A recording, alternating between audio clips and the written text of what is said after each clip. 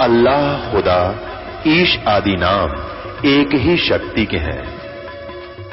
वो कैसा है, कहां है, कैसे मिलता है, किसने देखा है? ये प्रश्नवाचक चिन्ह पूर्ण रूप से हटाने के लिए अवश्य सुनिए जगत गुरु तत्वदर्शी संत रामपाल जी महाराज के अमृत वचन, सर्व पवित्र धर्मों के पवित्र शास्त्रों के आधार पर। जिन तेरा पिंड प्राण बनाया, उस साहिब से डरवो, अजपा जाप जपो मन बोरे, जम किंकर से लड़वो हो।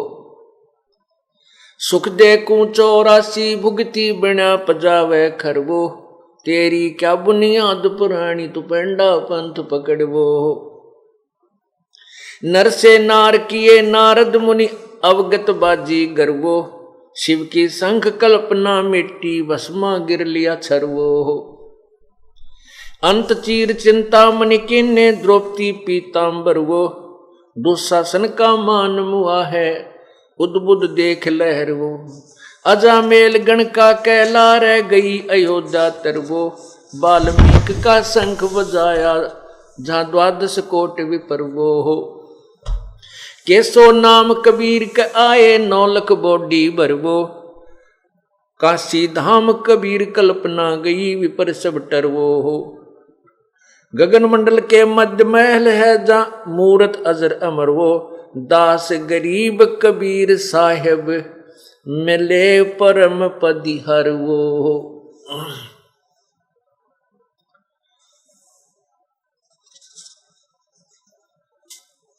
उस साहेब से डरवो,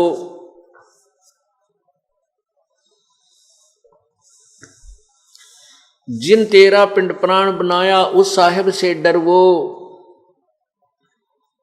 और अजप्पा जाप जपो मन बोरे, जम किंकड़ से लड़वो।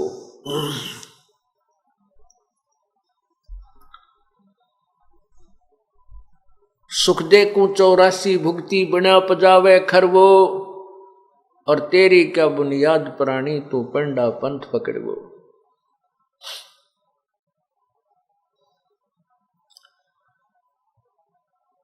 परमपिता परमात्मा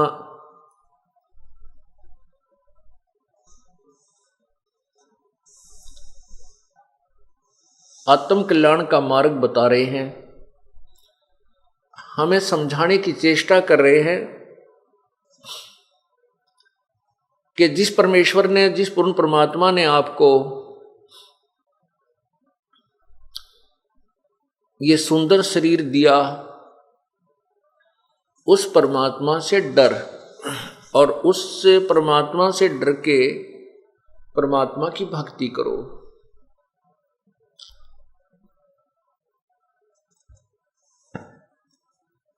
और परमात्मा की भक्ति ना करने से कितने कष्ट आते हैं कि सुखदेव ने 84 भुगती, 84 लाख योनियों का कष्ट सुखदेव जैसे ऋषि ने भी उठाया। सुखदेव ने 84 भुगती बना पजावे खरवो, खर माने गधा, और तेरी क्या बुनियाद प्राणी, तू पेंडा पंथ पकड़वो। नर से नार किए नारद मुनि, अवगत बाजी गर्वो, शिव की संख कल्पना मेटी, भस्मा गिर लिया छरवो।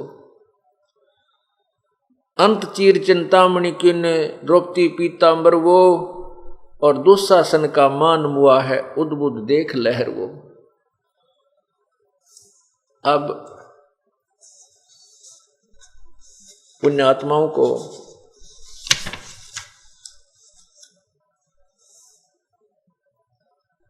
सत्संग में आने से ज्ञान होता है कि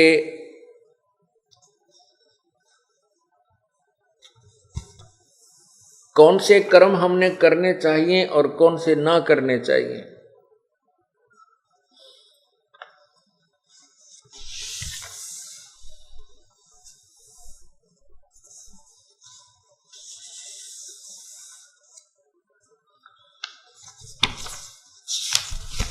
जब तक हम सत्संग में नहीं आते तो अपने जो भी क्रियाएं हम कर रहे होते हैं उसी को सही मानते हैं।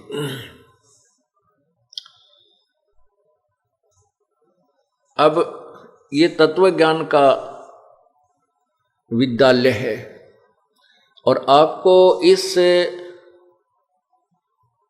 विद्यालय में प्रवेश प्राप्त हो चुका है। इसको अब अच्छी तरह समझना है, ग्रहण करना है। ये तत्व ज्ञान जिसमें आप ग्रहण कर लोगे, आपके हृदय में समा जाएगा, फिर आप भक्त बनोगे, फिर आप सच्चे श्रद्धालु बन जाओगे, फिर आप किसी के डिगाए नहीं डिग सकते। इस दास की ये मेहनत रंग लाई है कि आपको रह रह कर ये ज्ञान ऐसे समझा दिया कि छोटे छोटे बच्चों के भी उंगलियों पर गीता और वेदों के श्लोक, उनके नंबर याद हैं।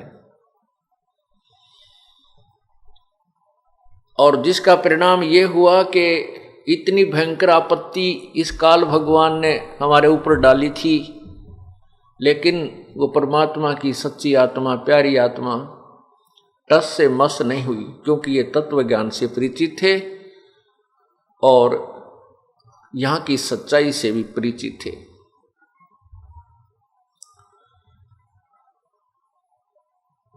अब जैसे हम भक्ति भी करते हैं और उस भक्ति से कोई लाभ होना नहीं, उसके करण का कोई फायदा नहीं, नो यूज एट ऑल, उसका कोई फायदा नहीं, किसी कीमत पर भी उसका कोई लाभ नहीं। चाहे कितनी ही श्रद्धा, कितनी ही कुर्बानी कर ले।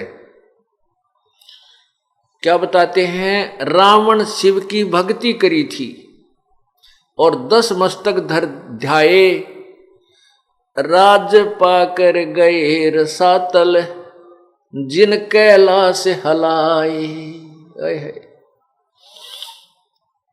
कि साधना भी की और वो भी यूजलेस, उसके करने का कोई फायदा नहीं। गीता जी अध्याय नंबर 16 श्लोक 23 में कहा है कि शास्त्र विधि को त्याग कर जो मनमानी पूजाएं करते हैं, मनमाना आचरण करते हैं, उनको कोई लाभ नहीं होता, ना उनकी गति होती है और न ही उनको कोई सुख होता है, ना कार्य सिद्ध होता है, ना उनको सिद्धि प्राप्त होती है।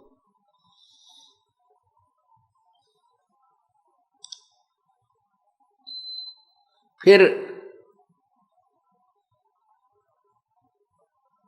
गीता अध्याय नंबर 7 के और श्लोक 12 से 15 में तीनों गुणों, रजगुण ब्रह्मा, सतगुण विष्णु, तमगुण शिव जी की भक्ति को व्यर्थ बताया। इसी का परिणाम स्वरूप रावण ने अपने नीम हकीम गुरु से ज्ञान हुआ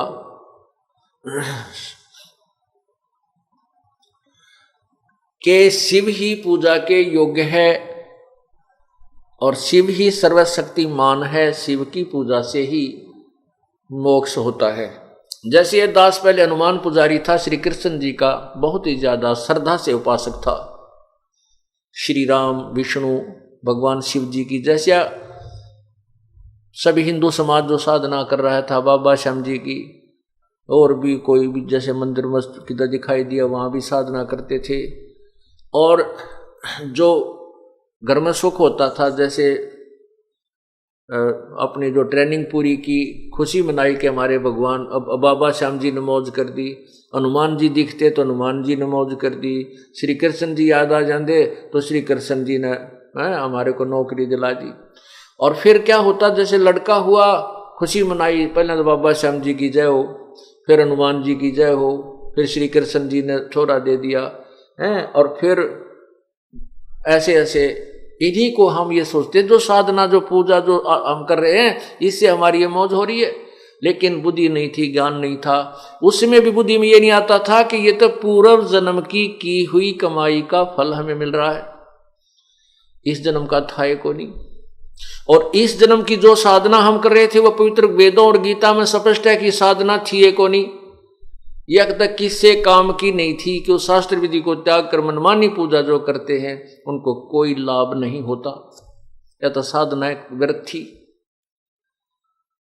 और जिसके कारण फिर हम पितर और भूत बन जाते हैं।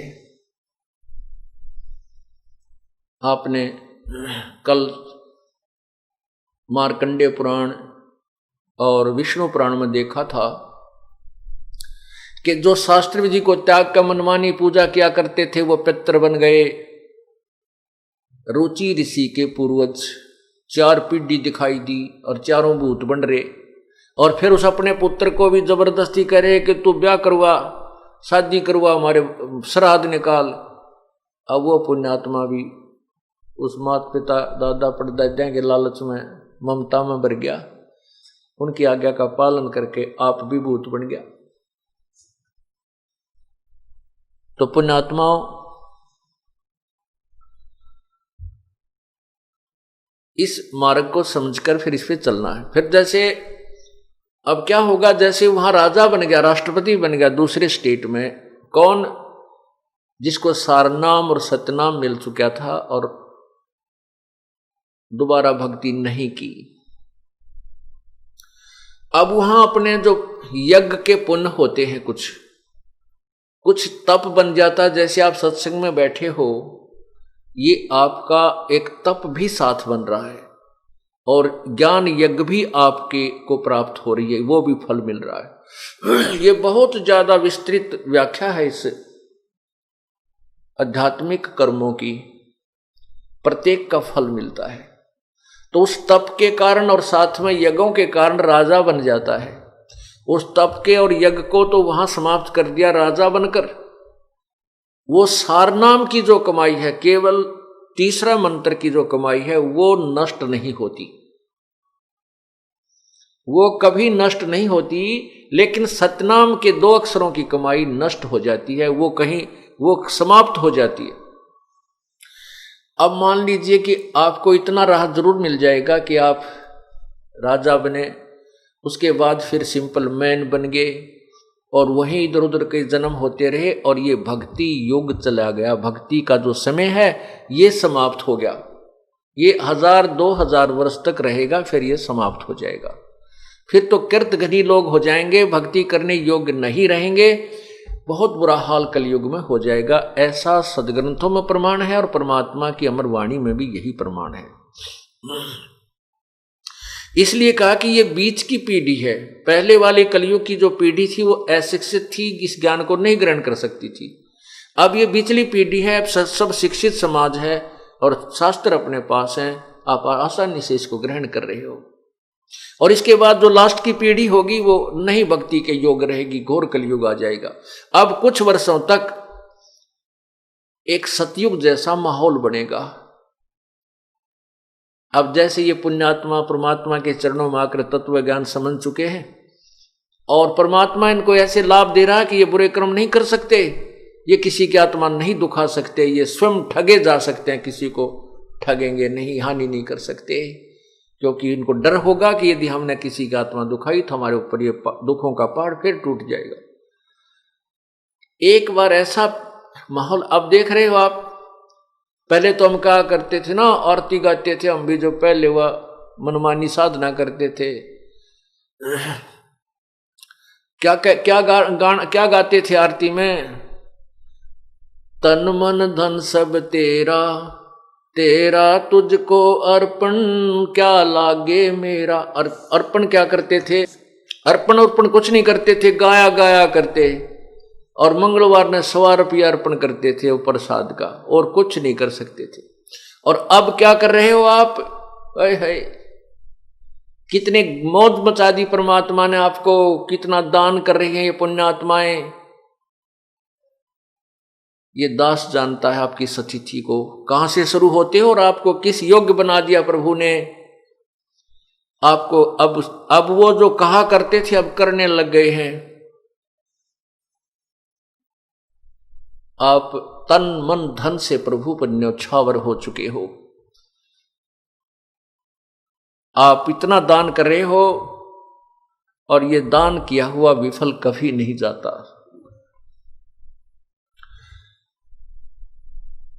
दान के विषय में अलग से बताऊंगा, पहले इस चैप्टर को क्लोज करता हूं कि आपका सतनाम जो है इसकी कमाई युग काल आपकी व्यर्थ करवा देगा। क्या होगा फिर? जो सारनाम प्राप्त व्यक्ति सार कमाई पूरी नहीं कर सका और अपने आप नाम को सुचारू नहीं रख सका, वो कितना लाभ मिलेगा? उसको क्या होगा कि ये कलयुग में गोते खाता रहेगा, मनुष्य जन्म भी प्राप्त करता रहेगा। अंत समय में जब ये कलयुग का अंत होगा, उस समय केवल वही व्यक्ति जिनको सारनाम प्राप्त है, वो इस भक्ति युग में मोक्ष प्राप्त नहीं कर सके, वो मनुष्य जन्म प्राप्त वहां इस कलयुग के अंत में भी रहेगा। उसको इतने मनुष्य जन्म मिलेंगे, लेकिन इतने भयंकर पीड़ाएं सहन करेगा। यहाँ पर बहुत बुरा हाल होगा, कभी अकाल गिर के मृत्यु को प्राप्त होगा, कभी कुछ होगा, कभी कोड लगेगा, यानी बीमारियां ये नो की नो रहेंगी, लेकिन मनुष्य जन्म अवश्य मिलता रहेगा। फिर सतयुग प्रारंभ होगा, उस समय वही आत्माएं जो सार नाम प्राप्त हैं और मोक्ष को प्राप्त नहीं हो सकी, वो आत्माएं ही वहां पर विद्यमान रहेंगी। उनमें जरा थोड़ी थोड़ी वो भक्ति की चाह भी बनी रहेगी। उनके घर फिर अच्छी आत्माएं और आत्माएं जो सतनाम की कमाई जो शेष रह जाती है, क्योंकि बहुत लंबी कमाई है सतनाम की, बहुत ज्यादा पुण्य आपको मिलते हैं, वो बच्चे फिर उनके घर जन्म होगा। फिर उनकी अच्छी संस्कारी हंस सतयुग प्रारंभ में जन्म होता है। और फिर क्या होता है कि जैसे कलयुग के लास्ट में क्या लिखा है कि 3 हाथ अंश 3 हाथ अंश खेच लेत कलयुग धरती का, उगे कोई ना बीज हाल कह दो पृथ्वी का। कलयुग के अंत में क्या होगा? इन राज्यों की रीत कहूं मैं तो से हंसा, घर घर लोहा बर्तन धन भाई ना देखण को कंसा। कलयुग में संत परमात्मा ने, कबीर परमेश्वर ने 250 वर्ष पहले और 600 वर्ष पहले स्वयं, और 250 वर्ष आज से 250 वर्ष पहले गरीबदास जी को यह ज्ञान दिया था। और गरीबदास साहिब जी ने उस समय अपनी अमृतवाणी में ग्रंथ साहिब में लिखा है कि इन राज्यों की रीत कहूं मैं तो से हंसा, और घर घर लोहा बर्तन धन ना देखण को कंसा। पहले कांसी के बर्तन हुआ करते, हमारे समय में उन्होंने खूब प्रयोग किए। हम जब छोटे छोटे थे तो घर में कांसी की थाली, कांसी धातु का ही, ये कटोरे बेली गिलास तक कांसी के होते थे। लोहे का स्टील का कोई बर्तन नहीं होता था। एक कढ़ाई हुआ करती गुलगुले तारण की या हलवे बनाने की। तो उसने उस समय ये लिखा था कि कलयुग में लोहा बर्तन धन हो जाएगा, स्टील के बर्तन हो जाएंगे। और आज से अगर 200-100 वर्ष पहले कोई ये कहता कि घर में लोहे के बर्तन होया करेंगे, कोई नहीं माने, क्योंकि झूठ बोला, बकवाद करे। लोहे के बर्तन होया करें, कभी कांसी के बर्तन, लोहे के तो अशुभ होते हैं, ऐसे कहा करते थे हमारे पूर्वज। और आज वो साची होगी? यह स्टील के गिलास, स्टील की थाली, स्टील के बेले, ये लोहे के हैं। चमची स्टील की, सारी परात स्टील की, सब स्टील, लोहा हो गया। कोई वाणी सत्य परमात्मा की। फिर लिखा है कि कलयुग के लास्ट में क्या होगा कि आयु घट के इस प्राणी की, मनुष्य की 20 वर्ष रह जाएगी। और 20 वर्ष में से 15 वर्ष में तकरीबन आदमी मर लिया करेंगे। जैसे 100 वर्ष की आयु मानते हैं तो 75-80 में तकरीबन इंसान मर जाता है, 90 तक तो एक आधा पहुंचे। ऐसे ही उस समय 15 वर्ष की आयु में मर जाया करेंगे, मृत्यु हो जाया करेगी। और 5 वर्ष की लड़की के बच्चे होने लग जाएंगे। ओए होए, अब वो 5 वर्ष की लड़की, और उस समय कद के रहेगा 1.5 फुट या 2.5 फुट, तगड़ा होगा 2.5 फुट का। और 15 वर्ष में वह जवान भी हो लेंगे और बूढ़े भी हो लेंगे, सारा कुछ होगा, मृत्यु को प्राप्त हो जाएंगे। उसमें लिखा है कि ना तो कोई वर्षा होया करेगी, वर्षा ऐसे होगी जैसे ओस गिरती है, इतना जो ना प्रदूषण बढ़ जाएगा। और फलदार वृक्ष नहीं रहेंगे, कांटेदार ये झाड़ी हो जाएंगी, पीपल के भी पत्ते नहीं रहेंगे, ऐसी बिरान माटी होगी। ये मकान नहीं रहेंगे, बिल खोद करके ये मनुष्य रहा करेंगे जमीन में, तो इसे हो जाएंगे 1.5-2 फुट के, वो इतनी जगह खोद दी उसमें लोटे रहा करेंगे, तो बहुत दुर्गति होगी। कहने का भाव ये है कि फिर क्या बताया है कि 3 हाथ अंश खींच लेत कलयुग धरती का, उगे कोई ना बीज हाल कह दो पृथ्वी का। कलयुग के अंत में इतना बुरा हाल हो जाएगा धरती का, पृथ्वी का, कि 3 हाथ अर्थात 4.5 फुट तक नीचे तक उपजाऊ अंश नहीं रहेगा। आप देख रहे हो ये खाद डालने लग रहे, यूरिया पुरिया, इसकी इतना नीचे तक उपजाऊ इसका अंश कति खत्म हो जाएगा कुछ समय में के उपरांत। और उस समय कच्चा मांस खाया करेंगे मनुष्य, ओए होए सभी, और ऐसे दुर्भिक्ष गिरा करेंगे कि मनुष्य को मनुष्य खा जाया करेगा, ऐसे अकाल गिरा करेंगे। वर्षा नहीं होगी क्योंकि इतना प्रदूषण बढ़ जाएगा। फिर क्या होगा कि कलयुग के लास्ट में केवल वो फिर 10वां अवतार आएगा नीकलंक नाम तय, और इन कृतघ्नी मनुष्यों को जिनकी कोई मर्यादा नहीं रहेगी, ना वो राम नाम न चाहते होंगे, उनको ऐसे काटेगा जैसे किसान खेत में उगे हुए अड़ंगे न काटा करे, खरपतवार को काटता है, ऐसे इनको खत्म करेगा।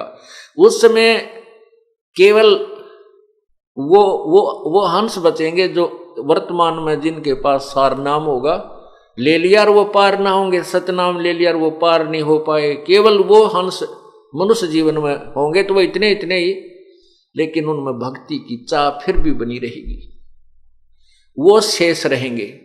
फिर एक वो ऐसे स्थानों पर उनको जन्म देगा प्रभु, क्योंकि कहते हैं जो बच्चा गौ की नजर में यूं साईं को संत, और भक्तों के पीछे फिर वो भक्त वत्सल भगवान। उनको ऐसे स्थानों पर जन्म देगा, ऊंचे पहाड़ी क्षेत्रों में। और फिर इस पृथ्वी का जो एंड कलयुग का अंत होगा, इतनी जबरदस्त वर्षा होगी कि पूरी पृथ्वी पर सैकड़ों फुट जल खड़ा हो जाएगा, ऊपर के पहाड़ी क्षेत्र को छोड़कर। तो फिर क्या होगा कि जो पृथ्वी का उपजाऊ अंश समाप्त हो गया था, अब वो जल से, वो जो अंदर का विष है पृथ्वी का, जो खाद खूद डाले वो बाहर आएगा, ऊपर आ जाएगा जल के ऊपर। धीरे धीरे वो जल सूखेगा, फिर पूरी पृथ्वी पर बाग, ये वृक्ष ही वृक्ष उग जाएंगे, बहुत जबरदस्त वन होंगे। फिर ये प्रदूषण जो कार्बन डाइऑक्साइड की अधिकता हो जाएगी वो खत्म होगी, वो वृक्ष उसको खत्म करेंगे, ऑक्सीजन के भंडार इस क्षेत्र में फिर भर दिए जाएंगे, और फिर सतयुग प्रारंभ होगा। पूरी पृथ्वी पर जंगल ही जंगल होंगे, फलदार वृक्ष होंगे, बहुत पुण्यात्माओं का जन्म होगा, और प्रभु अपनी कृपा से उनको बहुत ज्यादा लाभ देगा। तो फिर वो रगड़ा शुरू हो गया। फिर अच्छे पुण्यात्मा जो अब भक्ति नहीं कर पाएंगे, नाम उनको मिल गया है, तो फिर मनुष्य शरीर होगा, फिर राजा बन जाएंगे, फिर स्वर्ग में जाएंगे, फिर नरक में आएंगे, और फिर 84 लाख, फिर इसी तरह इस चक्कर में पड़े ही रहेंगे। अब क्या होगा कि जिनको सारनाम प्राप्त है उनके ऊपर रहम करता है प्रभु, वो पार नहीं हुए। तो यहां एक ब्रह्मांड में उस परमात्मा ने अपना एक राजदूत भवन बना रखा, वो गुप्त है। तो उन प्राणियों को वहां रख लेगा, उस अपने लोक में जो एक ब्रह्मांड में प्रभु का है। तो फिर उनको रिजर्व कोटे में रखेगा, उनके पुण्यों को बचा के रखेगा, क्योंकि परमात्मा के उस स्थान पर प्राणी के अपने पुण्य नहीं अक्षीण होते, प्रभु के भंडार से वो आहार करता रहता है। और उसको फिर इस कलयुग में जो फिर चतुर्युग के जो चतुर्युगी होती है, इसके कलयुग में जो भक्ति युग आता है, उसके आसपास उसको वहां से जन्म दे देता है। तो आज जो पुण्यात्मा प्रभु के चरणों में ये आ रही हैं, ये वही प्राणी हैं, उनको परमात्मा ने अब यहां पटक दिया है दोबारा तुम्हारे को। और आप वही पुण्यात्मा हैं जो परमात्मा के चरणों में आ रहे हो, जो पिछले कलयुग में, इस कलयुग में ही आकर के ये सारी कहानी प्रारंभ होती है, जो जीव मोक्ष होने का सुअवसर प्राप्त होता है। तो उसको हम चूक गए थे, तो फिर हमारा ये परमात्मा पुनर्जन्म देता है। जैसे परमात्मा खुद आए, फिर क्या करते हैं, कितने दयालु हैं। आज से 600 वर्ष पहले परमात्मा आए, और आप लोगों को, हमारे को पहले ही जन्म दे दिया। 600 साल पहले भी आप लोग विद्यमान थे, आपका जन्म था। किनका? जो पिछले कलयुग में, पहले वाले कलयुग में रह गए थे। अब 600 साल पहले आए थे, उस समय परमात्मा कबीर जी के 64 लाख शिष्य हुए थे। 64 लाख। हिंदुस्तान के अंदर 64 लाख शिष्य हुए थे। उस समय हिंदुस्तान बहुत दूर तक था। अफगानिस्तान, पाकिस्तान, बलोचिस्तान, गढ़ गजनी, इधर सारे इराक, ईरान, सारा भारत में ही आता था।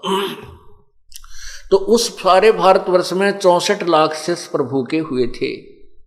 और मालिक को पता था कि पार नहीं हो सकेंगे, क्योंकि अब ये जो नकली संत हैं ये इनको मेरे तक नहीं पहुंचने देते।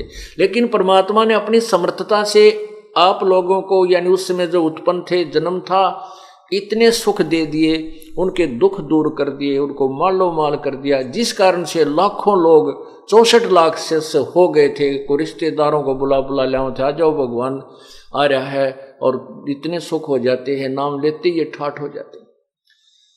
लेकिन मालिक को पता था कि अब ये पार नहीं हो सकते, क्योंकि ये कलयुग का स्टार्ट था समझो, और भक्ति का युग समय नहीं था, भक्ति काल नहीं था वो।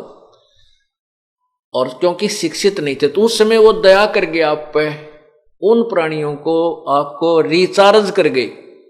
आज से 600 साल पहले आप जन्म था आप लोगों का, और आपने वो परमात्मा से नाम प्राप्त किया और आपने भक्ति की, आपको फिर रिचार्ज कर गए। आपके फिर मनुष्य जन्म और अच्छे जन्म होते होते आ रहे हैं, और आज अब फिर संभाल दिया आपको। अब आपको पुनः संभाल लिया। जो सतनाम तक प्राप्त करके मृत्यु को प्राप्त हो गए थे और मोक्ष प्राप्त नहीं कर सके, उनमें से। और अब आपके घरों में जो जन्म होगा वो सारनाम प्राप्त प्राणी, जो पिछले कलयुगों में रह गए थे, पार नहीं हुए थे, उनको आपके घरों में जन्म होगा। क्योंकि पहले उनके लिए आपका अपना खेत संवार दिया, उनके माता पिता को तैयार कर दिया, भक्ति पर दृढ़ कर दिया। अब जो आपके घर में वो पुण्यात्मा आएंगी, वो सारनाम के, वो जो अभी उनकी साधना अधूरी रह गई थी, वो रिजर्व कोटे में परमात्मा ने अपने लोक में, यहाँ कल एक ब्रह्मांड में जो प्रभु का लोक है वहाँ रखे हुए हैं। अब आपके घरों में जो संतान आ रही है, जो परमात्मा के चरणों में लग चुके हैं, ये वो सार नाम की जिनकी कमाई नाम प्राप्त था वो आएंगे। अब इनको शीघ्र ही, अब देखा हमने कोई 8 वर्ष का, कोई 10 वर्ष का, उस बच्चे को सार नाम मिल चुका है। 14 वर्ष हो गए, 13-14 वर्ष हो गए इस दास को नाम उपदेश देते ने। और कुछ बच्चे ऐसे हैं जिनके 10-10 वर्ष, 12 साल या 13 साल के होंगे, 14 के होंगे, गणित, और उनको भी सार नाम प्राप्त हो चुका है।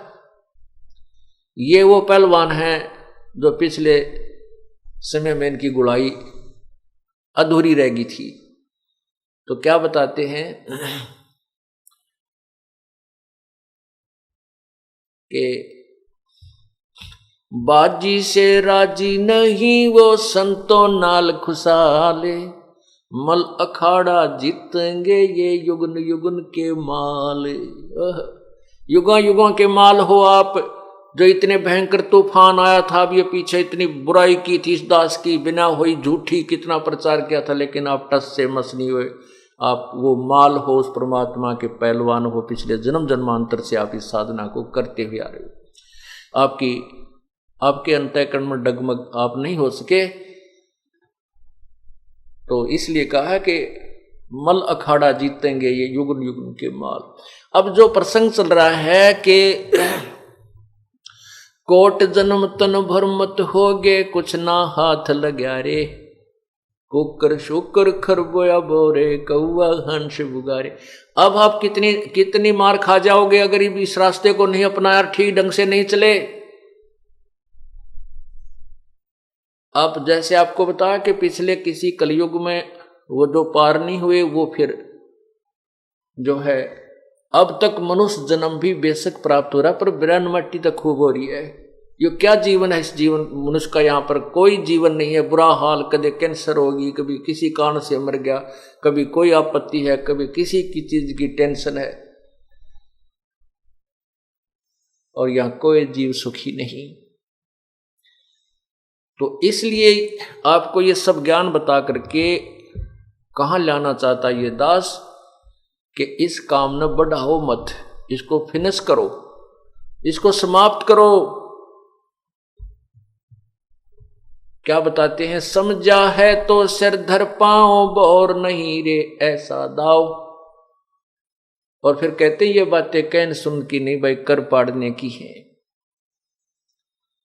इस ज्ञान से आपको डर बनेगा कि हे भगवान, ये तो बहुत बड़ा बखेड़ा, जे इब के पैर फिसल गया तो ना जाने कहां जा करके गिरोगे। फिर पता नहीं कौन से युग में सूत बैठे, ना कोई अवसर मिले, अब संत आवे ना आवे। और आप जैसे ही वो भी आत्मा है जो दूसरे देशों में जन्म हो गया, वो पुण्य आत्माएं, अब वो अपना जीवन बर्बाद कर जाएंगी, उनको रास्ता मिलेगा ही नहीं। फिर कभी मनुष्य जन्म होगा और इधर आसपास हो गया और परमात्मा रजा कर देंगे। अब तो वैसे परमात्मा ने लिखा है कि पूरे विश्व में ये परमात्मा का ज्ञान फैलेगा। और यहां तक लिखा है कि कोई दूसरा पुजारी इस संसार में नहीं रहेगा, केवल एक ही साधना पूरे विश्व में प्रारंभ होगी। और वो समय अभी है, ये 2 वर्ष में होगी, 4 वर्ष में होगी, 5 वर्ष में, या कितने दिन में इस पुण्यात्मा को ये ज्ञान रास्ता मिलेगा, वो प्रभु की कृपा होगी। पर एक बार पूरी पृथ्वी पर ये तत्व ज्ञान प्रारंभ होगा और सतयुग जैसा एक माहौल बनेगा। अब कोई जीवन रह रहा है, भाई बहन का प्यार नहीं, बाप बेटे का कोई नाता रह रहा नहीं। कहते माया माया दिखाई देती है, सब कुछ जो है ना, इज्जत का भी कोई नहीं रहा, बड़े छोटे की नहीं रही है, और केवल एक माया जोड़न की दौड़ लग रही है। और जब हमें तत्व ज्ञान हो जाएगा फिर माया नहीं हम चाहेंगे, हम माया नहीं चाहेंगे, परमात्मा चाहेंगे। और फिर हम जो साधना हम कर रहे हैं, माया अपा आवेगी। अब देखो राजा होता है, राजा भी जब दुखी हो जाता है, उसके कोई ना कोई आपत्तियां आ रही हैं, कोई घर में दुख है, तो वो भी परमात्मा से आशा करता है, संतों के पास जाता है, उनसे अपने जंतर मंतर अनुष्ठान कोई विधि पूछता है, मेरे राज्य में सुख हो, मेरे घर में सुख हो, ऐसे कोई वर्षा हो। तो पुण्यात्माओं, हम परमात्मा से पहले संबंधित हो गए और परमात्मा ने ही सुख देने होते हैं, परमात्मा ने दुखों का निवारण करना होता है। और पूर्ण परमात्मा से संबंधित हो जाने के बाद हमारे भाग्य में भी ना हो तो भी वो देता है। तो आपका जो संबंध उस पूर्ण परमात्मा से हो चुका है। आप पहले जो पैसे इकट्ठे करने में लगे रहते थे, 2 के 20 बना दी, मिलावट कर ली, कुछ और चोरी कर ली, इस तरह का 2 नंबर का धंधा किया, और उससे भी धनी नहीं बन पा रहे थे, क्योंकि जो आपके भाग्य में है उससे अधिक नहीं मिल सकता। यदि आप इधर उधर से करके ज्यादा ग्रहण कर भी लोगे, मान लिया आपने 1 लाख रुपया 2 नंबर से कमा लिया और एक बालक बीमार हो गया, उसका 2 लाख लग गए, वो लाख भी गए जो 2 नंबर से कमाए थे, 1 लाख और उधारे हो गए। और वो पाप जो 2 नंबर का पैसा इकट्ठा करने में जो आपने पाप लगे थे, वो पाप ज्यों के त्यों रह गए, पैसा नहीं रहा, वो पाप ज्यों के त्यों रह गए, वही भोगने पड़ेंगे। अब परमात्मा पूर्ण ब्रह्म की शरण में आने के बाद आपको ऐसी विधि तरीका बताया जाएगा कि आपको परमात्मा आपके भाग्य से अतिरिक्त भी देगा। उस परमात्मा के पास पूरी शक्ति है, वो अपने कोटे से भी आपको सुख देगा, संतान देगा, जो भी चाहोगे। लेकिन जब पूर्ण ज्ञान हो जाएगा फिर आप क्या चाहोगे? फिर तो जन्म मृत्यु से छूटना ही चाहोगे, ये खिलौने नहीं मांगने आओगे। अभी तो बालक हो आप, अभी तो बालक हो। क्या बताते हैं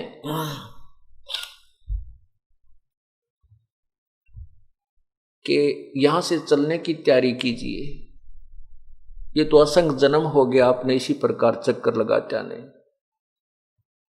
होले सुहागण सुरता त्यार मालिक घर जाना है हेतु तो, होले सुहागण सुरता त्यार सहे तेरा सोन शेखर वर तार मालिक घर जाना है तेरा सोन शेखर वर तार। नाले धोले ओढ़ पैर लेकर 16 श्रृंगार, नाले धोले ओढ़ पैर लेकर 16 श्रृंगार।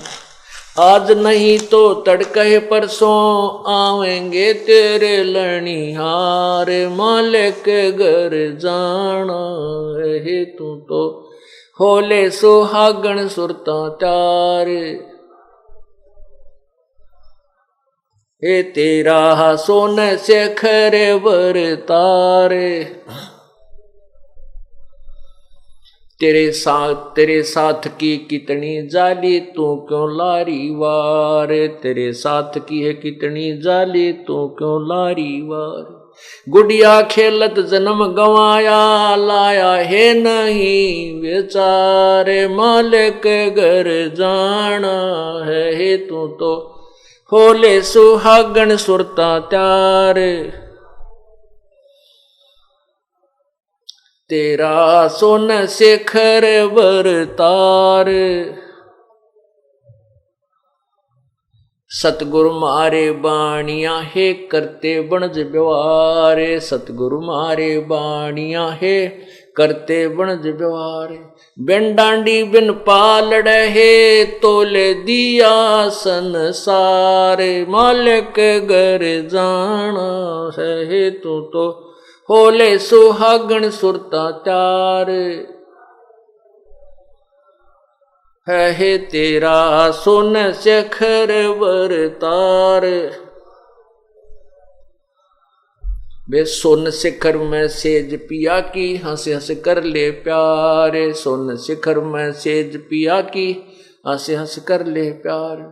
कह कबीर सुनो में सजनी लूटो न अजब बहार मालिक घर जाना है तू तो, होले सुहागण सुरता त्यार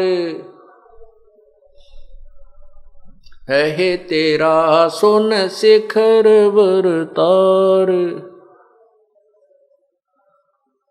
सत साहिब परमात्मा ने हर तरीके से इस आत्मा को झंझोड़ने की चेष्टा की है कि किसी तरह या जाग जा, कुछ तरह समझ ले इस मार्ग को मैं क्या बताना चाहूँ हूँ, इसको कहाँ ले जाना चाहता हूँ, किस प्रकार इस संकट से इसको मुक्त कराना चाहता हूँ। लेकिन नहीं, काल ने हमारे इतना नशा कर रखा है, इतना ज्ञान भी भर दिया कि हम अपने परमपिता को पहचानने में बहुत गलती कर जाते हैं और काल के फंटा में आ जाते हैं, इसके जाल में फंस जाते हैं। परमात्मा क्या बताते हैं कि नाले धोले ओढ़ होले सुहागण सुरता त्यार, तुझे मालिक घर जाना है। जब तक लड़की का विवाह नहीं होता, सगाई नहीं होती, तब तक वो कंवारी होती है, सुहागण नहीं बनती। सुहागण जब बनती है तब बनती है जब उसका संयोग पति से जुड़ जाता है। तो अब आत्मा का योग जब परमात्मा से जुड़ जाता है, अपने पति से इसका संयोग जुड़ जाता है, कब? जब पूर्ण संत के माध्यम से गुरु एक बिचौलिए का काम करता है आत्मा और परमात्मा का संबंध जोड़ने में।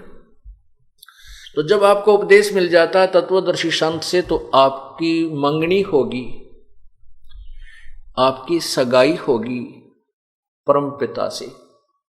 अब परमपिता की सगाई होगी तो आपको वहां जाना भी है अपने पति के घर पे। तो उसके लिए कहते हैं नाले धोले ओढ़ पैर लेकर 16 श्रृंगार है। कौन से श्रृंगार करने हैं? इस सत्संग रूपी गंगा में आके अपने अंतःकरण के मैल को साफ कर, साफ सुथरी हो जा, और शील, संतोष, विवेक, दया, धर्म, ये 16 गहने ग्रहण कर धारण कर, विनम्रता, मृदु भाषा, प्रिय बोलना आदि, ये 16 प्रकार के आभूषण हैं। इनको धारण करने से अर्थात इन नियमों को ग्रहण करने से ही परमात्मा को आत्मा प्यारी लगती है, जैसे आभूषण युक्त स्त्री पति को अच्छी लगती है। तो इस आत्मा के ये आभूषण है, ये गहने हैं, ये श्रृंगार करने के तरीके बताए हैं। नाले धोले ओढ़ पैर ले कर 16 श्रृंगार, और आज नहीं ते तड़के परसों तेरे आवेंगे लनिहार। यानी मान ले लड़की का सगाई कर दी और तैयारी करी ना, ब्याह का दिन तो धर दिया, फिर वो तो समय तो आएगा ही, फिर उस दिन दिक्कत आवेगी, इसलिए हमने यहाँ से एक दिन जाना तो पड़ेगा ही पड़ेगा। लनिहार आएंगे, यम के दूत लेने आएंगे। जो भक्ति कर रहे हैं, साधना ठीक से नहीं कर पाई तो बेशक उनको सतगुरु लेने आएगा। ये भी एक अलग से विषय है, फिर बाद में बताया जाएगा कि जो भक्ति करे उनको कौन लेने आएगा। जो मतलब पार नहीं हो गए, नाम नूम खंड कर दिया, उनको कौन लेने आएगा। और जो भक्ति बिल्कुल ही नहीं करते उनको कौन लेने आएगा। फिर भी तो कहते हैं आज नहीं ते तड़के परसों तेरी मृत्यु तो होगी ही होगी, तेरे लनिहार आएंगे, अर्थात तुझे यहां से जाना पड़ेगा।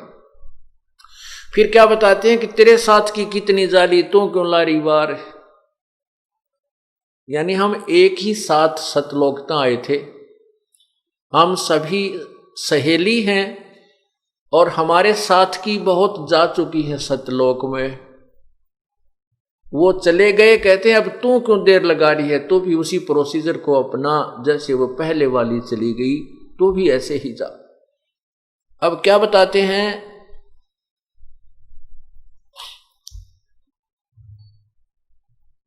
तेरे साथ की है कितनी जाली तू क्यों लारी वार, गुड़िया खेलत जन्म गंवाया लाया है नहीं विचार। अब पहले समय में, अब तो बच्चे शिक्षित हो गए, लड़कियां उस खेल को नहीं खेलती हैं, मॉडर्न जमाना आ गया। पुराने समय की बात है, पहले छोटी लड़कियां क्यों, पढ़ाई शिक्षा तो थी नहीं, इतने काम के योग नहीं होती, बच्ची 8-9 साल की होती थी तो वो खेल में लगी रहा करती थी।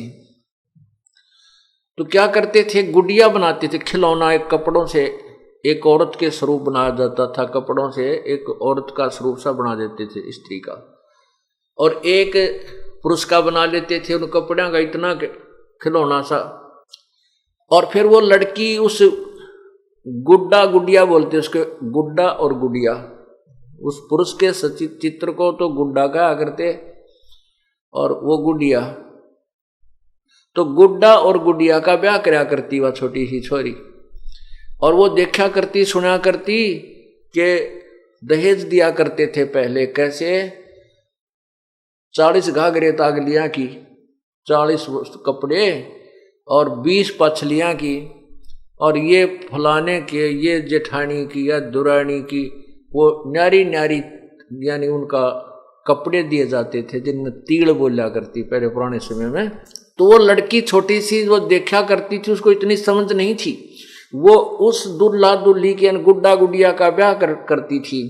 और फिर वो न्यारे न्यारे चीथड़े, वो 4-4 उंगल के जो कटपीस होया करता था, टेलर के पास कटे हुए बेकार से बच जाते, उनको उठा के और फिर उनको ऐसे इकट्ठे करके एक न्यारी पोटड़ी बांध देती, गिठड़ी नो के 40 अगलियां की ये बांध दी, 20 ये न्यारी बांध दी, या सासू की या जेठानी की, और वो एक इतना सारा जोड़ा बने रहा करती। और उन कपड़ों ने जिन वह तीड़ समझ रही थी अर्थात सूट समझती थी, कहती थी उन चीथड़े नहीं थी इतने कपड़ों को। तो उसमें से अगर कोई लड़का या दूसरी बहन उनमें तो 2-4 कपड़े काट लेती, वही थी इतने चीथड़े से, तो अब बेटी जो है ना रो रो का पाँव पीट दी और बुरा हाल कर लेती। तो कोई यूँ पूछता, बड़ा भाई या पिता माता चाचा था, वो बेटी क्यों रो रही है, मुश्किल से रो कर घनी आन लाल आँख कर लेती, फिर बताती मेरी तीड़ काट ली इसने, तीड़ निकाल ली इसने। वो तील ने त्याड़ू चीथड़े ने तील वो सूट मान रही है और चिथड़ा इतने गने और पापीटे बुरा हाल कर रही। वह सचमुच उसको ज्ञान नहीं था और उनको ही वो यथार्थ कपड़े मान रही थी। इतनी अल्प बुद्धि होती थी उस बच्ची की। और जब वह लड़की जवान हो जाती है, उसकी शादी हो जाती है, उसको वास्तविकता का ज्ञान होता है, वो सूट तीर जो ओरिजिनल उसको प्राप्त होती है, फिर वो गुड्डा और गुड़िया वाले खेल को नहीं खेलती, किसी सूरत में नहीं खेल सकती।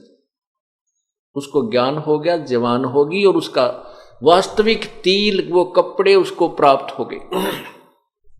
तो यहां परमात्मा यह बताते हैं कि गुड़िया खेलत जन्म गवाया तने लाया नहीं विचार। अब हम क्या मांगते हैं परमात्मा से, भाई हे भगवान एक प्लाट हो जा, मेरा एक घर को नहीं, छोटा है प्लाट हो जा, प्लाट मांग लिया। किसी का संतान नहीं है तो संतान मांगने आते हैं। कोई और हानि हो रही है, उसी की पूर्ति के लिए हम प्रार्थना करते हैं। तो इन जैसे संतान मांग ली, ठीक है भगवान ने आपको संतान दे दी, कोई बात नहीं, अच्छी बात है।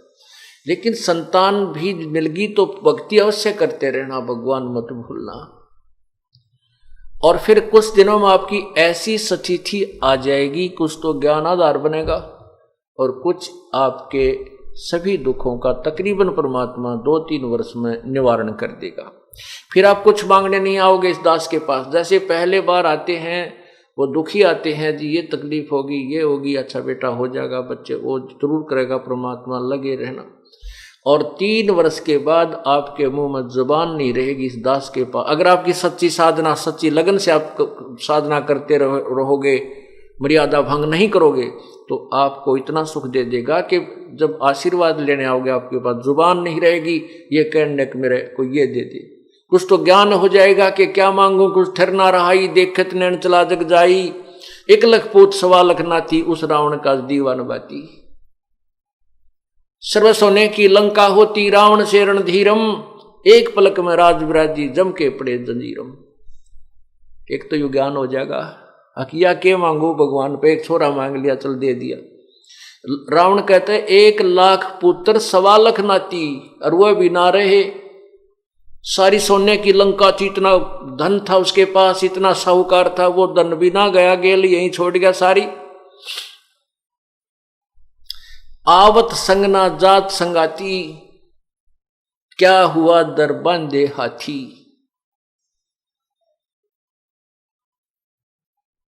तो पुण्यात्माओं, अभी हम जो मांग रहे हैं, कार मांग रहे हैं, कोठी मांग रहे हैं, ये तो वो गुड्डिया गुड्डी का खेल खेल रहे हैं अभी हम। जब हमें उस परमात्मा का सतलोक का स्थान वास्तविक ज्ञान होगा, सतलोक के सुखों से परिचित होंगे, फिर ये खिलौने वाले खेल को खेलना भूल जाएंगे। ये तो असंग जन्म हो गए, संतान होगी, उनकी परवरिश में लग गए, और परवरिश करते करते मनमाना हम मर जावा, बेटे बच्चे नो के नो दुखी, या हमारे सामने हमारे बेटा बेटी मर जाते, हम टक्कर मार मार कर रोते हैं। ऐसे बड़े पहाड़ के से दुख को हम ऐसे अंधाधुंध खींचे चले जा रहे हैं। इससे बचने का तरीका बताया है। तन धर सुखिया कोई न देखा, जो देखा सो दुखिया हो, उदय अस्त की बात करत हैं, मन सबका किया विवेका हो, सबका किया विवेका हो। तंदर सुखिया जो देखा सो दुखिया हो, उदय अस्त की बात करते हैं, मन सबका किया विवेका हो। भाई घाटे बाधे सब जग दुखिया, के गृहस्थी बैरागी हो। घाटे बाधे सब जग दुखिया, के गृहस्थी बैरागी हो। सुखदेव ने दुख के डर से गर्भ में माया त्यागी हो। गर्भ में माया त्यागी हो। तन दर सुखिया कोई न देखा, जो देखा सो दुखिया हो। उदय अस्त की बात करते हैं, मन सबका किया विवेका हो, सबका किया विवेका हो। भाई जंगम दुखिया योगी दुखिया, ये तपस्वी को दुख दूना हो। जंगम दुखिया योगी दुखिया, तपस्वी को दुख दूना हो। आशा तृष्णा सब में व्यापे, कोई महल ना सुना हो, कोई जीव ना सुना हो। तन दर सुखिया,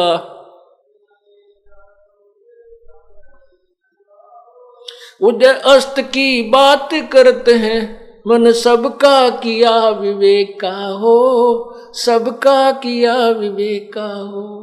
भाई साच कहूं तो यो जग ना माने, पर झूठ कही ना जाई हो। साच कहूं तो जग ना माने, या झूठ कही ना जाई हो।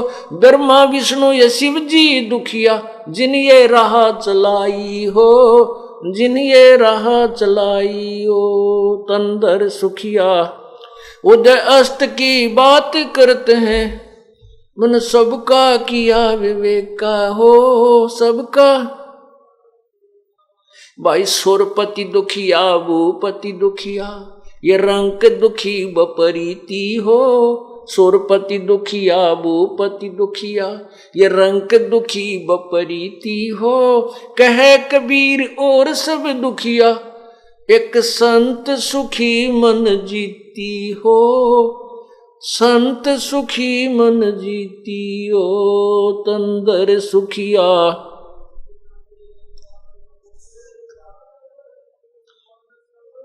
किया विवेका हो, सबका किया विवेका हो।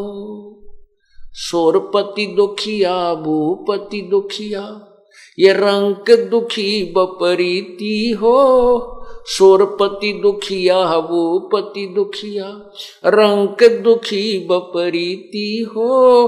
कहे कबीर और सब दुखिया, एक संत सुखी मन जीती हो, संत सुखी मन जीती हो। तंदर सुखिया कोई न देखा,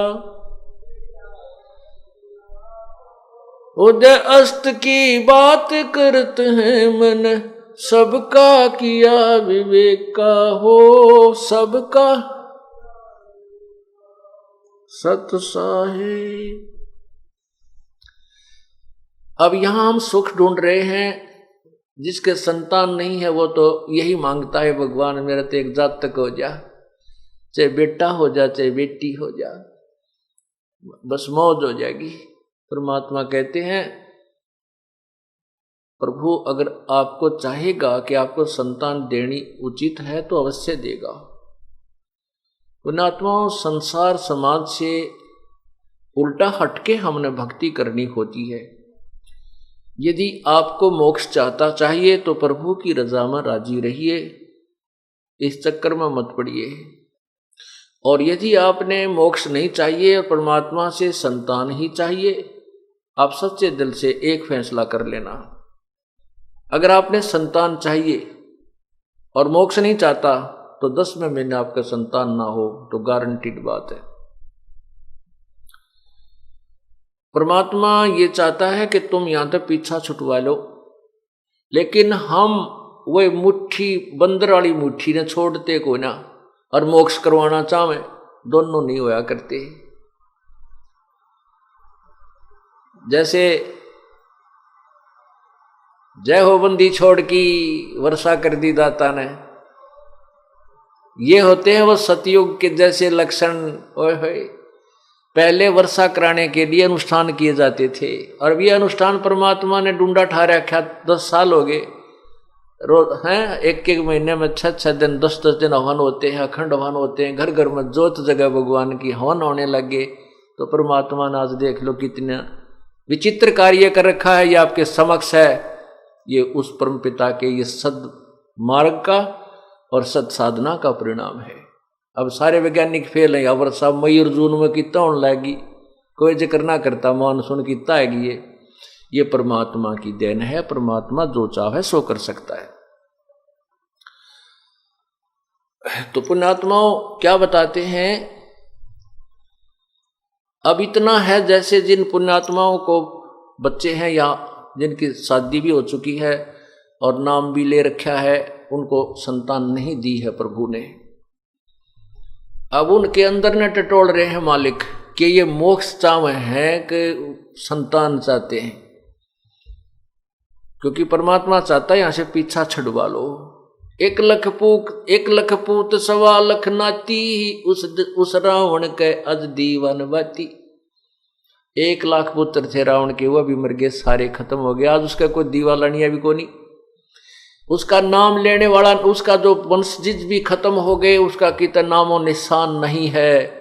और तुम 1 पुत्र मांग के बता के केला तोड़ जाओगे। समझना है तो इस मार्ग को, ये तत्व ज्ञान है। और आपने केवल संतान चाहिए है तो 10वें महीने गारंटीड लो, एक फैसला करो। तो भाव यह है कि परमात्मा चाहता है कि तुम यहां तक पीछा छुड़वा लो, या दुख सुख नाम की चीज नहीं है। जिसके पास धन का भाव है वो केवल नो के भगवान धन मिल जाए, हे भगवान धन मिल जाए। उसके लिए क्या बताते हैं परमात्मा, धन भी दे दूंगा। धन तो बाएं हाथ का खेल है इस परमात्मा को, का इतना दे देगा कि संगवाया नहीं जाएगा, आपके हाथ जोड़ने पड़ जाएंगे, परमात्मा घना मत दिए।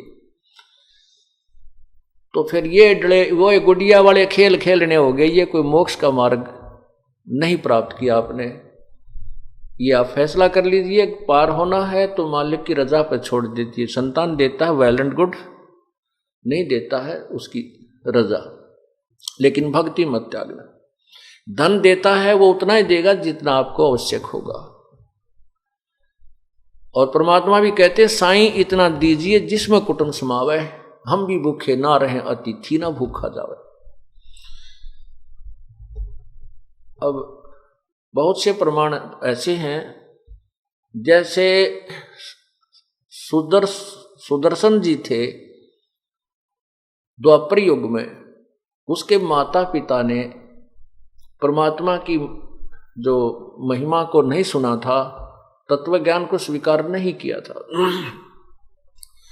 और सुदर्शन जी की प्रार्थना पर परमात्मा ने वचन दे दिया था कि तेरे माता पिता को पार करूंगा।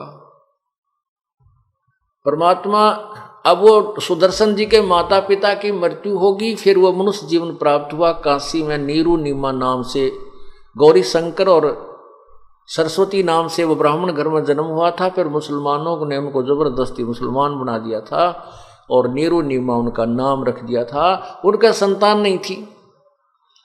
परमात्मा ने उनको मोक्ष देने के लिए संतान नहीं दी, स्वयं ही उनके घर में, क्योंकि उन्हें तो संतान चाहिए थी, मोक्ष नहीं चाहते थे।